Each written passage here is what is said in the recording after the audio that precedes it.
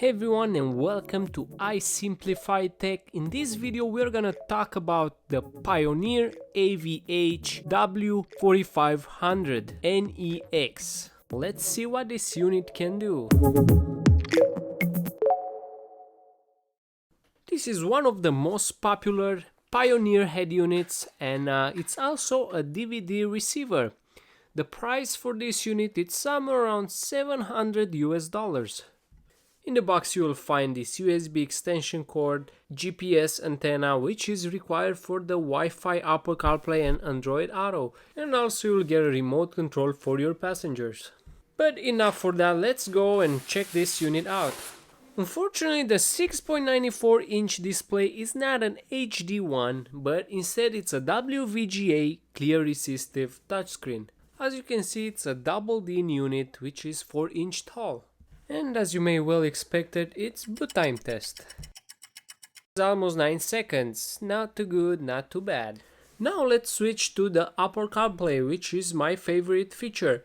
And the good thing about it, it's wireless. This unit features wireless Apple CarPlay and Android Auto.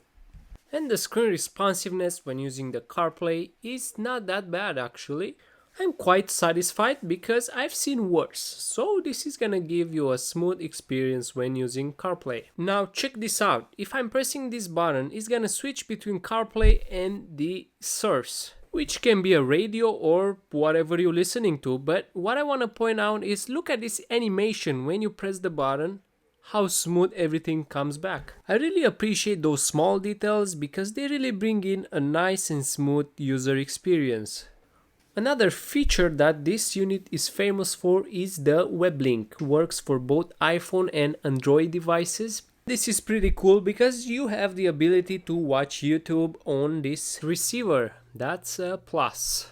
In order to use this, you need to get the WebLink app and then agree to their "Don't watch YouTube while driving. If you crash, it's not our fault" terms of service. When you open the app for the first time, you need to allow access to a bunch of things they request you. Once you've done that, you can easily switch from Apple CarPlay to WebLink, and it's gonna take a second to show up, but don't lose your hope because everything is worth it as long as you have YouTube. And this is how the WebLink menu looks like. You have a bunch of apps and the most important one, as I said and I will always say, is the YouTube app because it gives you the ability to watch videos while driving, but I will not recommend you doing that because it's kind of distracting unless you're going in a long trip and you want to entertain your passengers. But as you can see, so far it's a pretty good experience, everything went smooth, it's pretty fast, it's a very responsive unit, so I kinda like it. Well, let's go check Yelp for example. This is another application which may help you find restaurants, bars and points of interest near you if you have the location turned on your phone. I think we had enough WebLink. Now let's go back to the user interface of this unit. This is how the main screen looks like when you turn on the unit. It's pretty nice and clean, I would say. It's very proportionate and everything can be easily adjusted. I'm quite impressed about this user interface. It's pretty awesome and has an appealing look as well. If you look at the icons, everything looks pretty good and Pioneer really did a good job on designing these things. And as you can see, even the menu has a nice and clean look, and look at those parking adjusting lines, very easy to drag everything and adjust, and you also have the opportunity to fine adjust by touching the arrows. Another interesting option that worth mentioning is the picture adjustment. It will let you adjust the brightness, contrast, color and those options that are very important, especially the dimmer, which can be adjusted by your own needs. And the cherry on top on this unit is the illumination keys, which is pretty nice feature to have. That way you can match with your dashboard lights.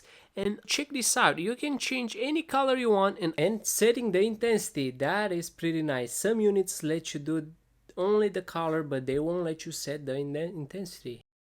And check this out, you have a theme section. You can choose out of the 5 themes you have, and this will help you match the overall look of your car, dashboard, colors, everything. As I said, highly customizable. Even the clock, you can change the fonts based on your preference. But lastly but not last is ability to change the boot screen or splash screen, whatever you want to call it. I think this is pretty cool, guys. And you can even upload your own. There is one more thing I want to show you in terms of user interface. There is that arrow in the left corner. If you press that, it's gonna bring up a list with your sources, so you can easily switch between sources. For example, if you are on Apple CarPlay and you want to change your source, you can easily do that by pressing that arrow.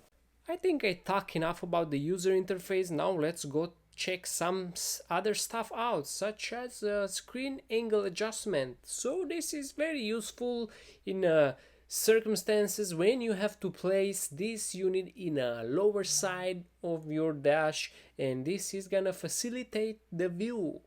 Now check this out, this old school feature. This reminds me of back in the day when you had to take your stereo head out. That way you make the thieves thinking that there is no good stuff left in the car. But however, this is an interesting feature. I'm not sure how many of you will gonna use it, because taking it out and put it back on every time you leave the car and every time you get in the car, mounting and all that stuff, that's gonna wear out the connectors and everything that's going on there. And as I said in the beginning, this unit is a DVD receiver, which makes it perfect for a long trip because you can watch movies, and I even seen a subtitle option in the system. That's pretty cool. In conclusion, Pioneer gets it in terms of user experience, responsiveness, and small details. In my opinion, they have the best looking OS on the market, and there is no perfect receiver, but this is close to one. That's it for this video. Don't forget to thumbs up and subscribe to my channel for more content like this, and I will see you in the next video.